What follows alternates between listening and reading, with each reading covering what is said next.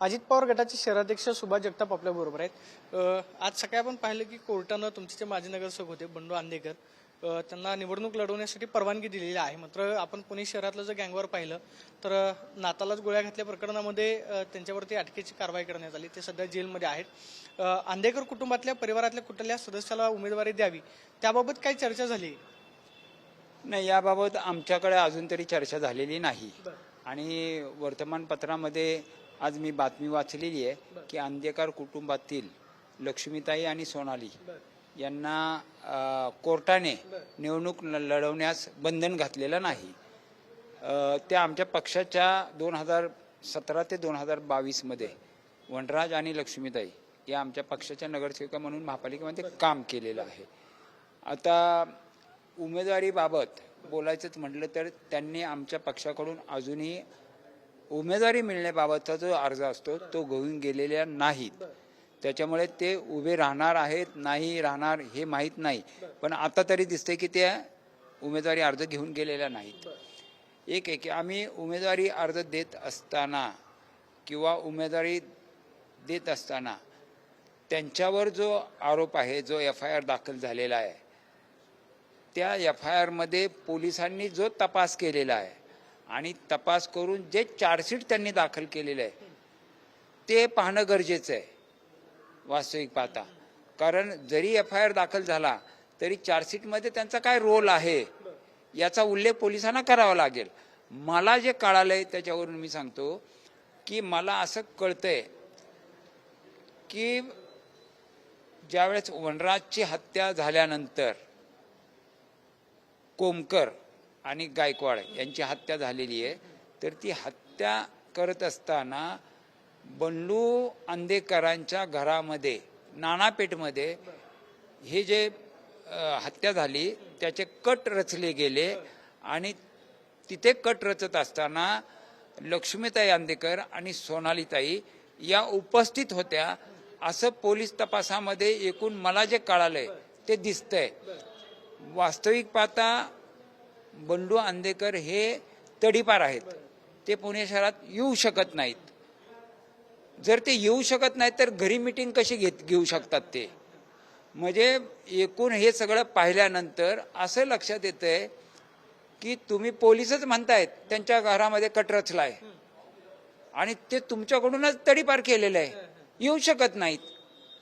म्हणजे पोलिसांना असंच दाखवाय या तुम्ही आंदेकर कुटुंबातला जर कोण उमेदवारी मागायला आलं तर तुम्ही उमेदवारी देणार का, की फक्त कायदेशीरदृष्ट्या कागदावरती त्यांचा सहभाग आहे की नाही तपासलं जाईल, मात्र जी गुन्हेगारी पार्श्वभूमी आहे त्याचा फटका पक्षाला बसू शकतो, त्याच्यामुळे तुम्ही काय निर्णय घेणार?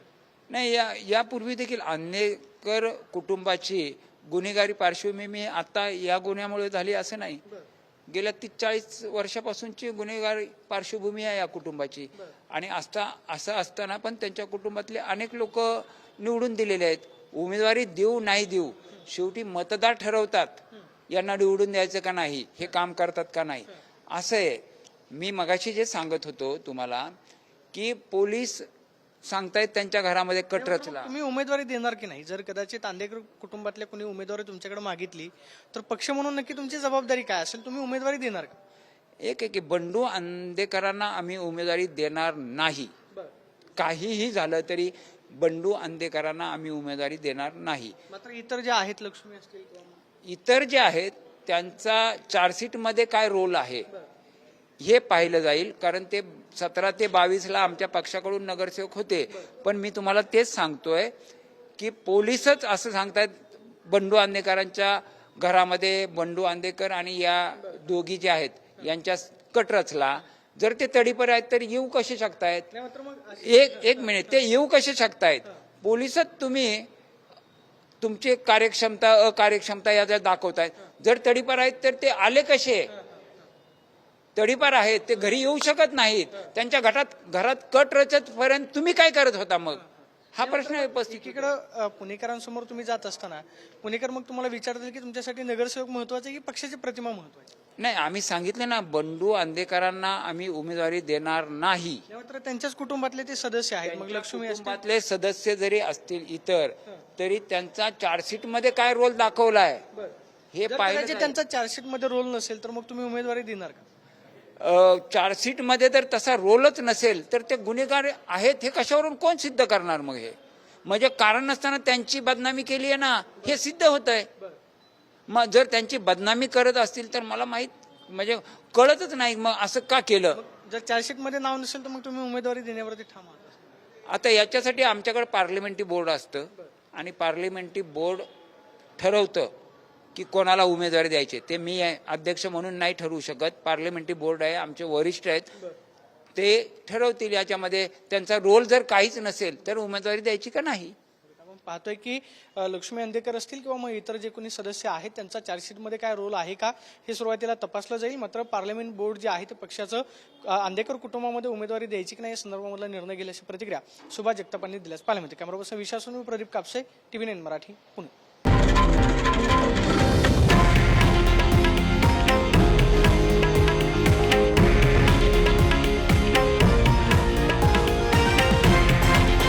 हे आहे देशातील नंबर 1 न्यूज नेटवर्क आणि आपण पाहत आहात TV9 मराठी, एकमेव.